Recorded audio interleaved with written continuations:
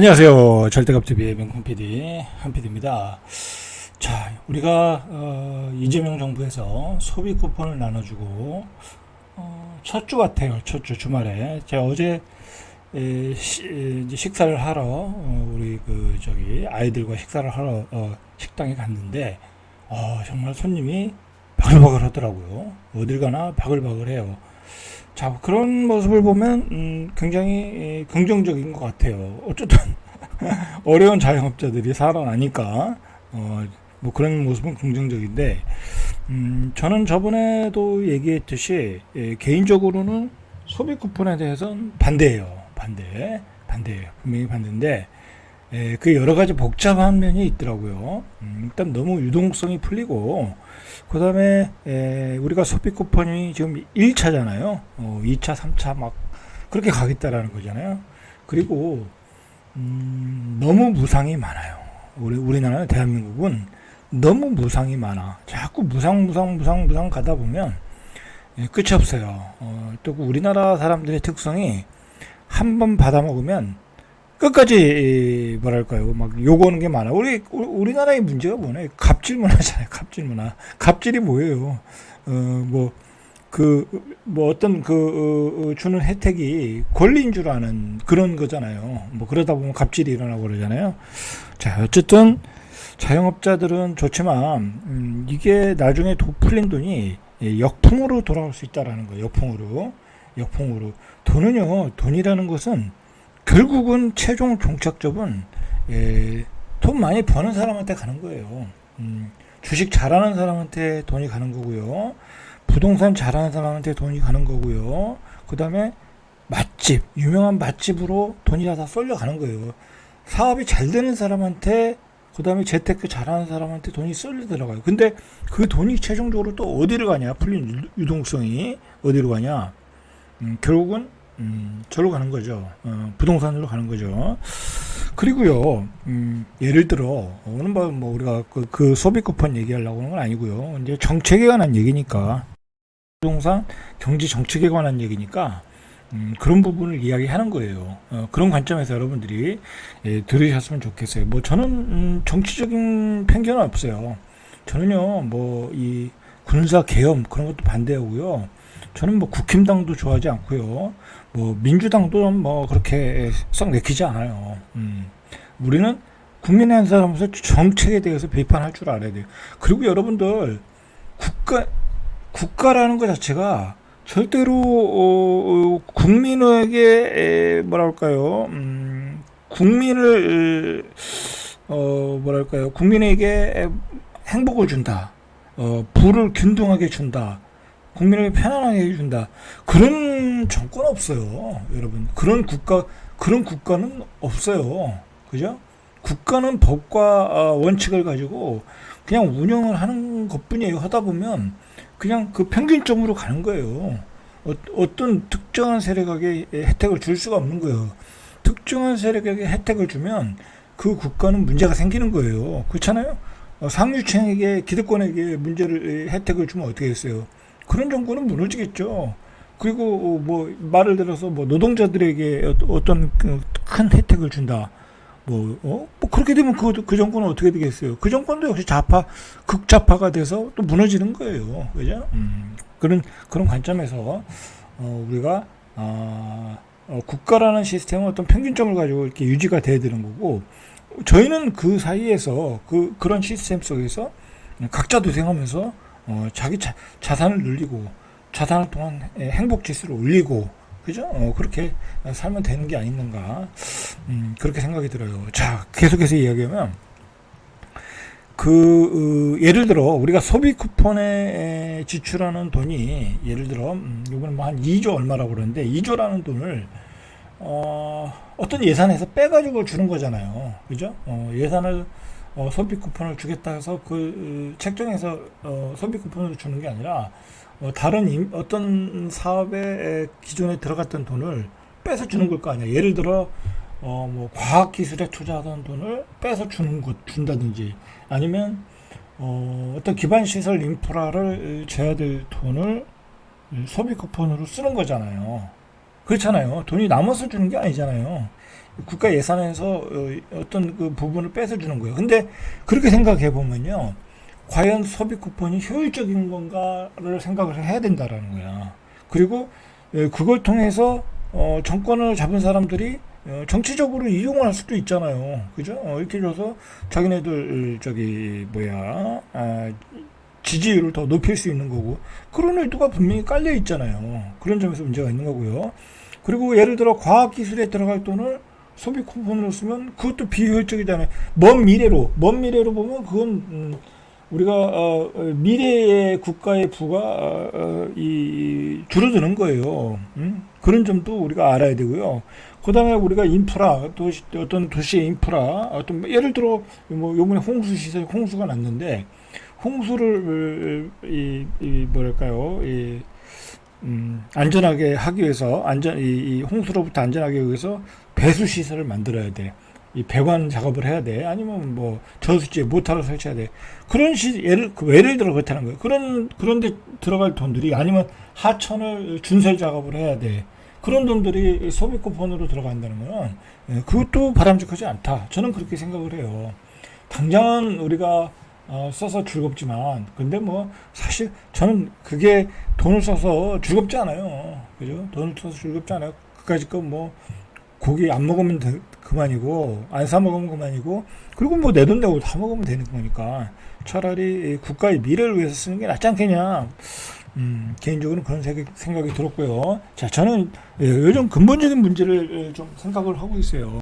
제 요즘 유튜브를 방향을 우리 국가 정책과 부동산, 뭐 증시, 뭐 그런 거를 근본적인 문제가 뭔가 여러 가지 관점에서 보고 있는데, 뭐 여러분들, 그리고 이 얘기도 좀 할게요. 중요한 게 뭐냐면, 오늘 좀 얘기가 좀 산만한데 그래도 내용이 꼭 필요한 내용들이라 여러분들한테 이야기하는데, 요즘 최근에 뭐 요즘은 좀 줄어들었는데, 한 1년 전에 뭐 대한민국 경제는 망한다, 뭐 폭망한다, 뭐 IMF 들어간다, 뭐 그런 소리들 많이 했잖아요. 그리고 뭐 저출산 고령화 때문에 뭐 경제 성장률이 떨어진다. 뭐 요즘 경제 성장률이 조금 올라갔다고 하는데, 그런데 말입니다. 우리나라 그 경제를 지금 보면요, 우리는 어떻게 보면 위기를 잘 극복하고 있어요, 여러분들. 사실 우리 경제가 어렵다고 그러는데, 제가 주식을 하다 보니까 이 증시를 보면 잘 나가는 사업들이 있잖아요. 예를 들어 우리나라 사업에 K-팝, 뭐 세계 압도적인 거고, K-뷰티 압도적이고요. K-뷰티도 압도적이고, 뭐 근데 그게 크게 돈이 안 돼요. 그런 거는. 자, 뭐 어쨌든 그걸 통해서 다른 산업도 올라가고 있으니까. 그다음에 AI 반도체, 그죠? 그다음에 방산, 그다음에 조선, 그죠? 그다음에 뭐 기존 반도체, 예? 뭐 그다음에 또 뭐 2차 전지도 그런 대로 선방하고 있더라고요. 선방하고 있고, 뭐 절대로 중국한테는 밀리지만 어쨌든 선방하고 있고, 자동차도 현대자동차, 그죠? 뭐 브랜드는 하나지만 막강하고, 그 다음에 전자도 아직은 뭐 세계 1위를 지키고 있잖아요. LG전자, 삼성전자가. 앞으로는 어떻게 될지 모르지만, 근데 이제 그거보다는 전방위 산업이 이제 뭐 로봇, 뭐 그다음에 드론, 뭐 그런 또 AI 반도체, 뭐 그런 쪽에서는 또 우리가 굉장히 또 뒤지고 있고, 그다음에 이제 중국의 석유화학, 철강, 뭐 그런 쪽은 이제 우리를 앞서가고 있고. 근데 어차피 그런 산업은 이제 우리가 내줘야 될 타임이에요. 석유화학은 말 그대로 원자재를 가지고 만드는 사업이고, 설비사나 장치 사업이기 때문에 우리가 뭐 어떻게 이길 수가 없어요. 원자재 원료를 많이 가진 나라한테는, 예를 들어 중동에서 석유화학 만들어서 저가의 제품 만들어 공급을 하면 그거 어떻게 이기겠어요? 그러니까 우리는 내주고 이제 고부가가치 산업으로 가는데, 이런 고부가가치 산업으로 가는데 이 변환을 잘하고 있어요, 대한민국이. 그런데다가 이 정부가 그동안은 이제 우리나라는 이 주주하는 정책이 완전히 개떡이거든요. 우리나라는 주주를 위한 정책이 없어요. 주주를 위한 나라가 아니에요. 주주를 위한 나라가 아니에요. 근데 그런 것을 이제 보완하겠다. 상법 개정을 하고, 그 다음에 자사주 소각하고 해서 보완하겠다고 법 개정을 지금 했고, 또 앞으로도 할 것이고, 그리고 이제 증권거래세도 올리고, 뭐 그건 좀 그렇긴 한데, 어쨌든 그건 올려도 상관은 없어요. 그 정도는 우리가 체력적으로 버틸 수 있으니까. 자, 그렇게 해서 주식시장을 또 활성화시키겠다. 여러분들 그걸 아셔야 돼. 절대로요, 주식시장이 활성화돼야지 대한민국 산업이 사는 거예요. 여러분들, 대한민국 산업이 사는 거다. 옛날에 우리가 코스닥 시장 버블일 때 김대중 대통령이 법으로 만들어줬잖아요. 그런 다음에 우리가 IT 강국이 됐잖아요. 그죠? IT 강국이 그래서 IT 강국이 된 거고, 뭐 네이버, 뭐 카카오, 그 다음에 뭐 수많은 IT 업체들이, 그 다음에 게임 업체들이, 특히 게임 업체들이 뭐 굉장한 그 경쟁력을 갖고 외화도 많이 벌어들이고 그러잖아요. IT 강국이잖아요. 그죠? 자, 그 다음에 또 뭐가 있을까요? 근데 그 다음에 우리가 또 집중했던 게 뭐냐면, 바이오예요, 바이오. 바이오. 예, 여러분들 이걸 아셔야 돼. 바이오도 예전에 그 수많은 조금 사기성 기업들이 있었죠. 근데 어떤 기업이라고 얘기는 안 하겠는데 있었어요. 그냥 수백 배 올라가고 임상 결과 안 나와가지고 아직도 빌빌거리는 기업들이 있었어. 그러면서 우리 주식 투자자들이 완전히 물을 먹었죠. 자, 그런데 어쨌든 어떤 하나의 주식이, 바이오 주식이 수백 배로 오르니까, 그런데 우리 그 벤처 투자자들이 얼마나 많은 돈을 투자를 했어요. 그죠? 투자해가지고 요즘 잘 나가는 알테오젠이라든지 그 다음에 요즘 그 바이오 기업들은 예전보다는 사기성이 없어요. 굉장히 탄탄해요. 그리고 그 개발한 그 기술을 가지고 이 로열티를 수조씩 받을 계획이고, 받는 기업도 있고, 기존의 제약회사들도 그렇고. 그래서 우리가 지금 우리는 바이오 강국이라고 할 수는 없지만 강국의 초입으로 들어가고 있어요. 실제로 이제 바이오 시밀러 해가지고 약 제조 쪽에서는 인도 다음이라고 하더라고요. 제가 거기까지 모르겠는데 인도 다음이라고 그래요. 그래서 삼성바이오, 셀트리온, 그 다음에 오송에 가면 또 그런 공장들 많잖아요. 그리고 이제 바이오 산업 자체가 활성화되니까 바이오 클러스터가 만들어지고 있잖아요. 이제 그게 송도, 그죠? 그 다음에 이제 대구 신도시에서도 종군당에서도 바이오 산업에 투자하겠다고 요번에 이제 계약도 하고, 그 다음에 오송에 큰 바이오 산업 단지가 있고. 그러니까 어떻게 보면요, 우리는 지금 미래의 먹거리를 향해 잘 가고 있어요. 그죠? 이 산업의 구조조정이 되고 있는 거야. 그죠? 산업의 구조조정. 자, 그 단계에서 여러 가지 부작용들이 생기는 것 뿐이에요, 여러분들. 이게 팩트다. 예, 그러니까 우리나라 경제 자체는 쭉 잘 올라가고 있어요. 구조조정을 하면서. 자, 그런데 그 과정에서 여러 가지 문제가 생기는 것 뿐이에요.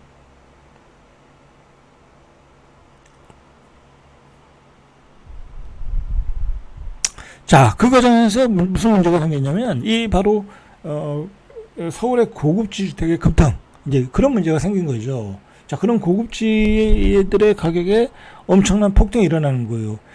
그리고 그 과정에서 지방의 소멸이 더 가속화되는 거예요. 안 그래도 인구가 감소하고 있고, 그리고 그 젊은이들이 이 산업구조의 변환 때문에 생긴 일자리들이 서울 수도권에 몰려있다 보니까 다 서울 수도권으로 올라오고 있고, 그러고 있다라는 거야. 그러면서 서울의 집값이 올라가고 있고, 서울의 그 부동산들이 올라가고 있는 거예요.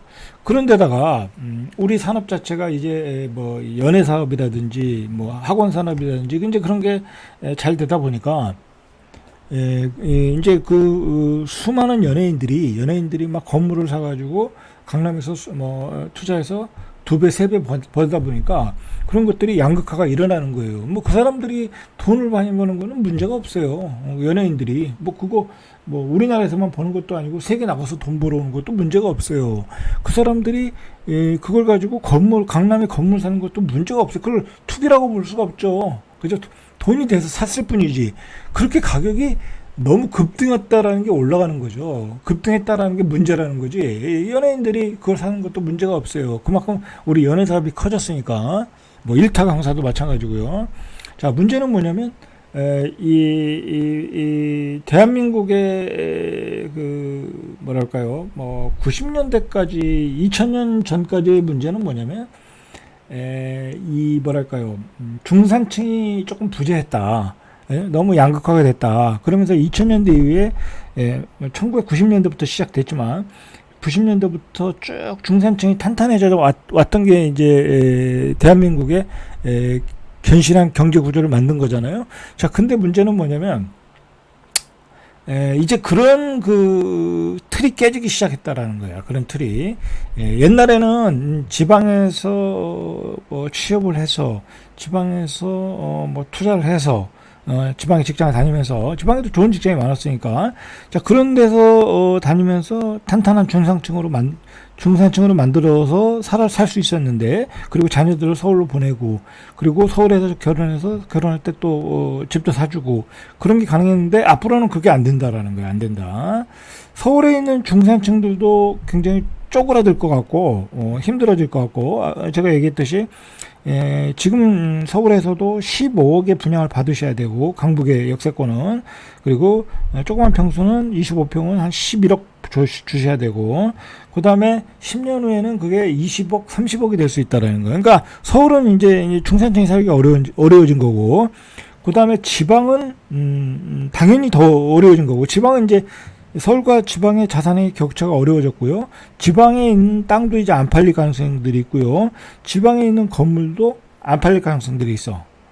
그러니까 서울과 지방의 자산 격차가 벌어졌고요. 서울에서의 중산층들도 밑으로 떨어지고 있고요.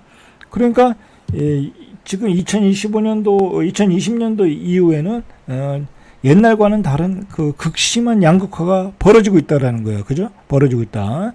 그런데다가 우리가 들어가는 생활비는 빠듯하고, 그리고 우리가 오른 부동산들, 그죠? 옛날에 6억 하던 게 12억 된 거는 여러분들이 돈을 많이 벌어서 그 집을 산 게 아니라 여러분들이 대출을 많이 받아가지고 빚을 갚으면서 살고 있는 것 뿐이야. 그죠? 12억짜리 집을 산 거는 12억이 있어서 산 게 아니라 그 중에 5억, 4억, 6억을 대출받아서 산 거야. 그러니까 내가 500만 원을 벌어도 100만 원을 갖다가 100만 원, 200만 원을 이자를 내고 있는 거야. 그러니까 실제로 나아진 게 하나도 없어. 그죠? 나아진 게 하나도 없어. 그나마 여러분들이 기대할 것은 내가 산 12억이 20억이 될 기대하고 산 거야.